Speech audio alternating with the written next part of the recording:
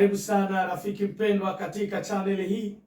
Ubarikiwe kwa kuendelea kufuatilia masomo yote ambayo tunaendelea kupeperusha kwenye chaneli hii. Baraka za Mwenyezi Mungu ziwe pamoja nawe. Tunakuja kwa wakati huu na somo la pekee linalokuwa na kichwa kinachosema zawadi ya Mungu ambayo wengi wamesahau. Zawadi ya Mungu ambayo wengi wamesahau, amri ya 4. Kumbuka somo ambalo tulitoa hapa jana lilikuwa na kichwa kinachoelezea kuhusu amri ya 3, usilitaje jina la Bwana Mungu wako bure. Kuna wengi sana wamecheza katika jina la Bwana, na leo nilipendelea tutafakari kuhusu zawadi ya pekee ambayo tumepewa na Mungu, lakini wengi wamesahau. Tutaomba.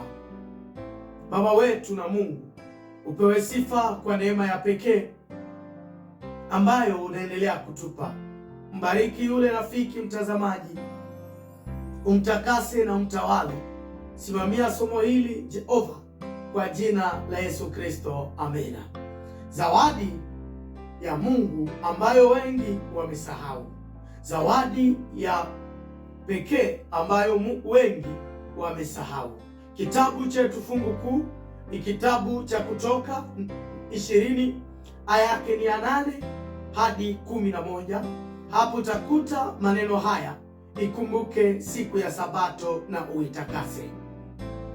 Siku 6 fanya kazi zako zote, lakini siku ya 7 ni Sabato ya Bwana Mungu wako. Mungu abariki neno lake. Rafiki mpendwa na mtazamaji, kuna jambo la kushangaza sana katika amri 10. Ukiona amri zote namna tumeanza kuzitoa hapa na namna zimeandikwa kwenye kitabu cha Kutoka 20, utaona kwamba amri ya 4 ndiyo kuna neno la pekee ambalo Mungu anaanza kwa kusema ikumbuke. Hakuanja na neno shika Sabato. Mungu kaanja na neno ikumbuke. Alisema ikumbuke. Swali la msingi, kwa nini Mungu alianja na neno ikumbuke? Hakusema ishike, alisema ikumbuke. Ni kwa sababu Mungu alijua kwamba siku moja wanadamu wangeisahau zawadi hii ya thamani kubwa. Alijua kwamba inawezekana siku moja mwanadamu ataisahau zawadi hii. Mungu alisema ikumbuke kwa sababu tayari hapo mwanzo, kabla ya dhambi, Mungu alikuwa ameagiza mwanadamu, amempatia mwanadamu Sabato kama zawadi ya pekee ya kutoka mbinguni. Ndio maana anapotangaza, anapokuja kutoa amri kwa sauti yake mwenyewe, anapofika kwenye amri ya 4, Mungu kasema ikumbuke siku ya Sabato. Alijua imeshatolewa dhamani. Alijua amri hii inaweza kusaulika. Na Mungu anakuambia, baba yangu, rafiki mpendwa, haijalishi dini yako, haijalishi kanisa lako, Mungu anakuambia ikumbuke. Leo watu wengi wanaona Sabato kama sheria gumu sana, kama kizuizi cha uhuru, kama mila ya dini.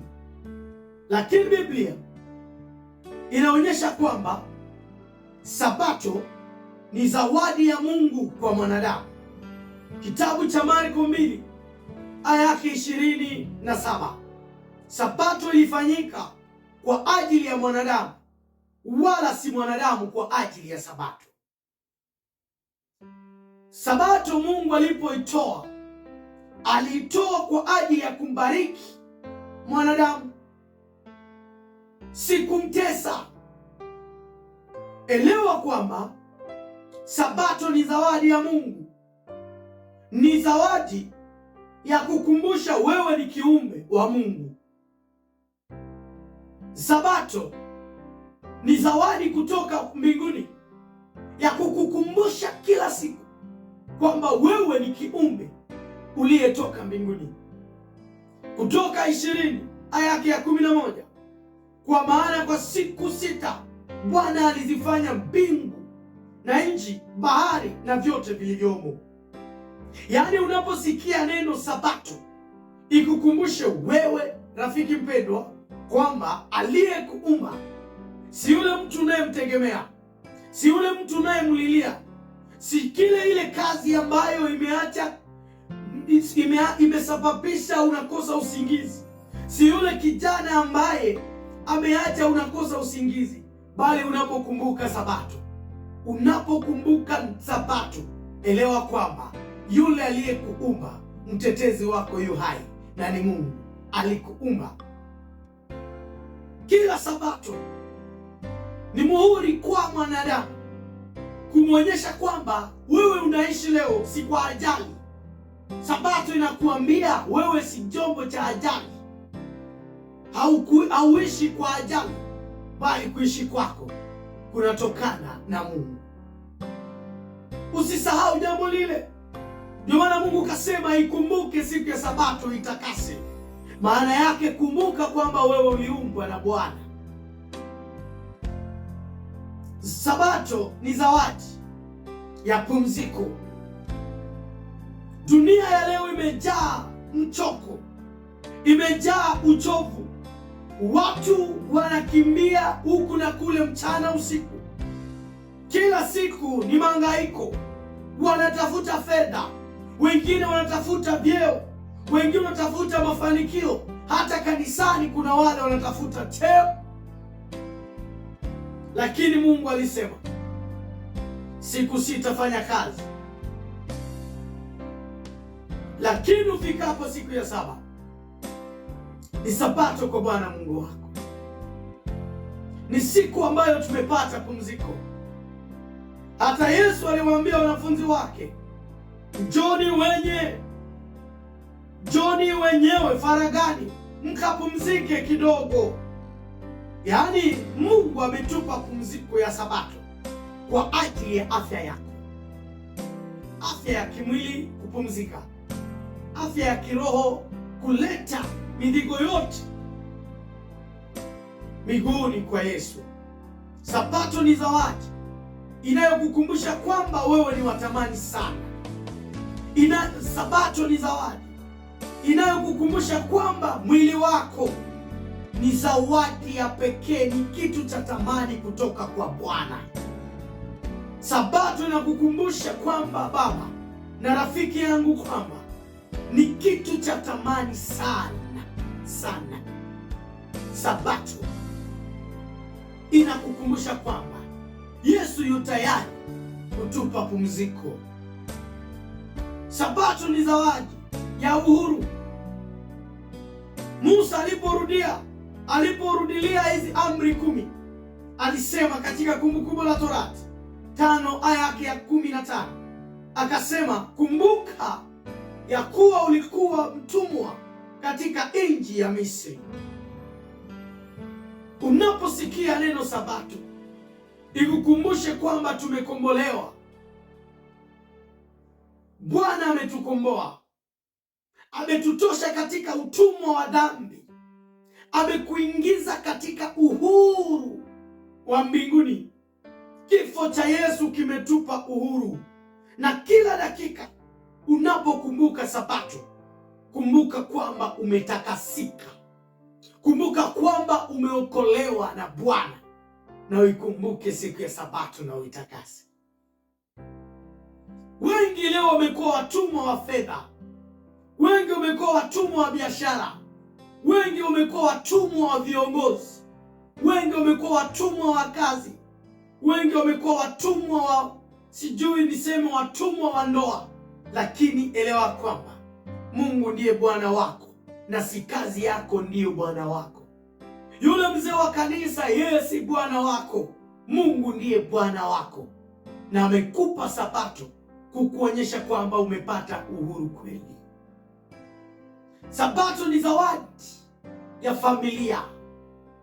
Sabato ni zawadi ya familia. Tangu Edeni, rafiki mpendwa, acha nikuambie, tangu Edeni Mungu alianzisha taasisi kubwa kubwa, akaanzisha ndoa, akaanzisha na Sabato. Hii ni taasisi mbili kubwa kubwa ambazo zilianzishwa na Mungu. Ni kwamba Sabato inapofika, elewa kwamba kuna na kile kilianzishwa kabla ya dhambi, ni familia, ni ndoa. Yaani ni zawadi kwa ajili ya familia yako. Sabato huleta familia mbele za Mungu. Kumbuka Luka 4 aya yake 16 kwamba Yesu akaingia sinagogi siku ya Sabato kama ilivyokuwa desturi yake. Sabato ni siku ya kuomba pamoja. Sabato ni siku ya kusoma Biblia pamoja na familia. Sabato ni siku ya kutembea pamoja. Sabato ni siku ya kumwabudu Mungu pamoja. Unapoona Sabato inakaribia fika, baba yangu, anja safari uende usherekee Sabato ya Mungu pamoja na familia yako, pamoja na mke wako, pamoja na watoto wako. Hii ni kati ya vitu ambavyo Mungu ametupa. Zawadi kubwa ya Sabato ni kwa ajili ya kukumbuka familia yako. Ikiwa unapatikana mbali, Sabato inafika, chukua simu yako ya mkononi, mtakie Sabato njema yule mama, yule mke wako, yule mume wako, watoto wako, watakie Sabato njema, kwani ni siku ambayo ni zawadi ya pekee kwa ajili ya familia. Sabato ni zawadi ya kukutana na Yesu. Watu wengi huzungumza kuhusu Sabato, lakini usahau mumiliki wa Sabato, kiongozi wa Sabato. Haiko pasta wako, haiko kasisi wako, haiko mzee wa kanisa, lakini mkubwa wa Sabato ni Bwana Yesu. Marko 2 aya 28 inatueleza kwamba mwana wa Adamu ndiye Bwana wa Sabato. Yaani tunapokusanyika siku ya Sabato ni mlango wa pekee wetu sisi viumbe kukutana na yule aliyetuumba ambaye ni Bwana Yesu Kristo. Yaani Sabato ni mwisho wa safari ya juma. Umeanza safari siku ya kwanza ya juma, unaenda mpaka kukutana na Yesu siku ya Sabato.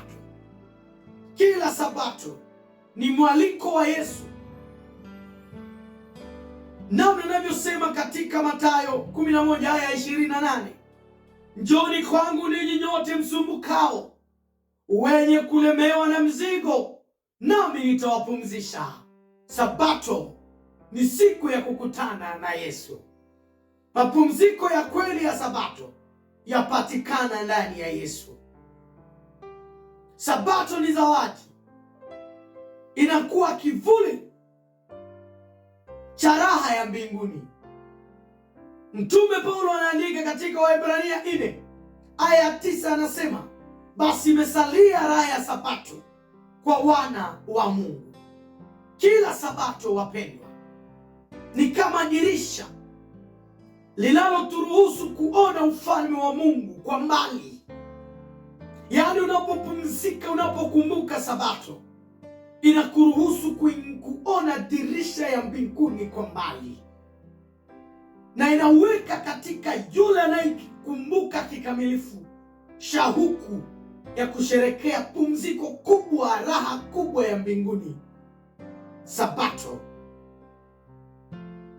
inatupatia shauku ya kukutana na Mungu mbinguni, na inatukumbusha kwamba siku moja tutaacha mateso haya. Sabato inatukumbusha kwamba siku moja tutaishi katika mji usiokuwa na kifo. Sabato inatukumbusha kwamba tutaishi katika nchi isiyokuwa na machozi, nchi isiyokuwa na magonjwa. Ndiyo maana Isaya 66 aya yake 23, tafadhali, Isaya 66 aya 23 inatuambia tokea Sabato hata Sabato, wote wenye mwili watakuja kumwabudu Mwenyezi Mungu. Sabato inatukumbusha kwamba kuna siku na kuna pahali pazuri mno ambako tunapaona pambali sana. Sabato inatukumbusha kwamba siku moja hii mchoko ya dunia, hii hali ya vita, hayo mateso unayoyapitia rafiki mpendwa, yatakoma, kwani Sabato hata Sabato tutakusanyika pamoja na Mungu mbinguni. Je, ni shauku lako kumwona Bwana? Ikumbuke siku ya Sabato na uitakase. Sabato zawadi ya pekee kwa ajili ya kukurejesha karibu na Bwana. Mungu akubariki na kusimamie kwa jina la